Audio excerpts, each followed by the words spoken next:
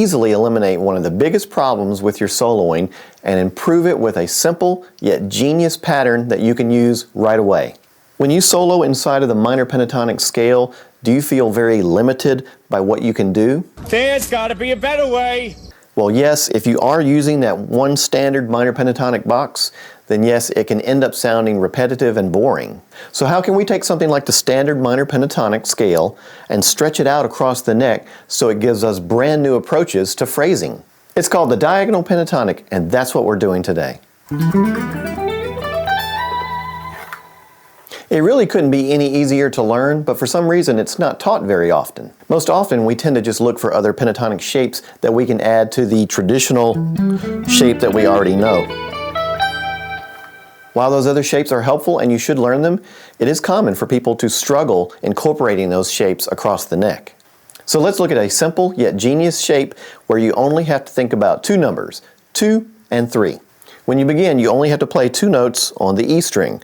So I'm going to begin here, we're going to play everything in E minor pentatonic, and I'm going to begin by playing on the 10th fret. And the reason I'm doing that is because my second note is the root of my minor pentatonic. So I play these 2 notes, a whole step basically. Then I go to the next string, the A string, and I'm going to play 3 notes.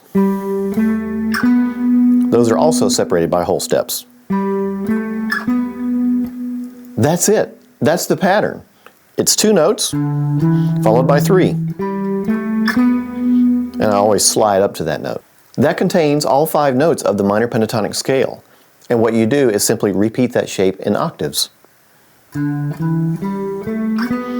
Now I go up to the next set of strings. Now when we go to the B string, we have to adjust for the tuning difference, so we go up a half step.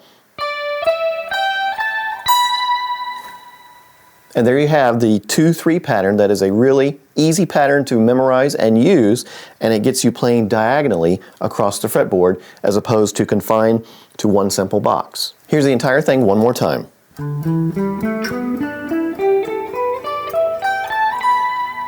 The clear advantage with this pattern is not only how simple it is to memorize and use, but we've extended our range. We've now gone from the 10th fret up to the 19th fret.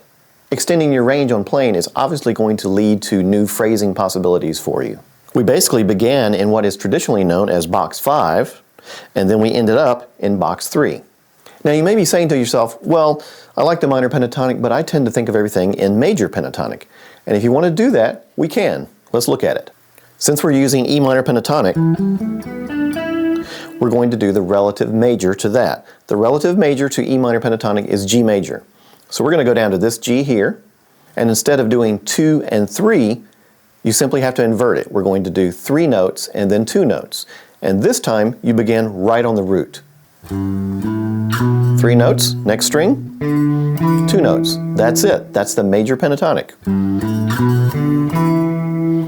And then we do the octaves.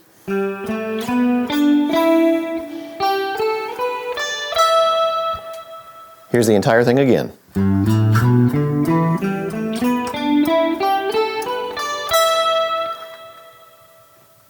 Now I'm going to play the major pentatonic shape followed by the minor pentatonic shape, and I want you to notice something. Here's the major.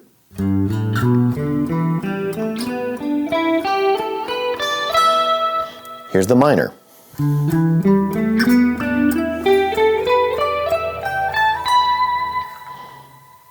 You'll notice that I started here with the major pentatonic and ended up here. And then with the minor pentatonic, I started here and ended up here on the 19th fret. So basically what I did is I covered this much territory, in other words, the entire neck. I did not leave a single note out. So if you look at where the major pentatonic begins, the minor pentatonic begins right here. So there's nothing left out. We covered all those notes, and you still are only using one simple pattern, the 2-3 pattern. We have to invert it for the major, but it's really easy to memorize that way. If you're more comfortable thinking about this pattern in the minor pentatonic only, then forget the major. You don't need that. You can do the minor pentatonic from any root that you find on the neck. So you don't have to start it here. Just go to another E. Here's an E right here on the 7th fret of the 5th string. So I'll begin a whole step behind it. And there's my pattern. I could go to this E here. Begin a whole step behind it.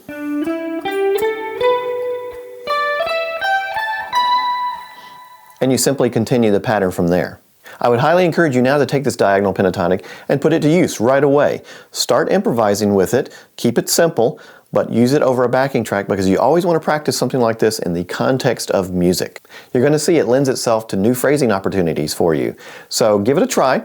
Drop a comment down below and let me know how it goes. I'd love to hear some of you guys playing if you have never done this before and you give it a try. And if you enjoyed today's content, please make sure to hit that like button. It really does help my channel. If you want to subscribe to the channel, make sure to hit the notification bell too so that you're notified of new videos that are released. And thank you so much for watching the video. I will see you all next time.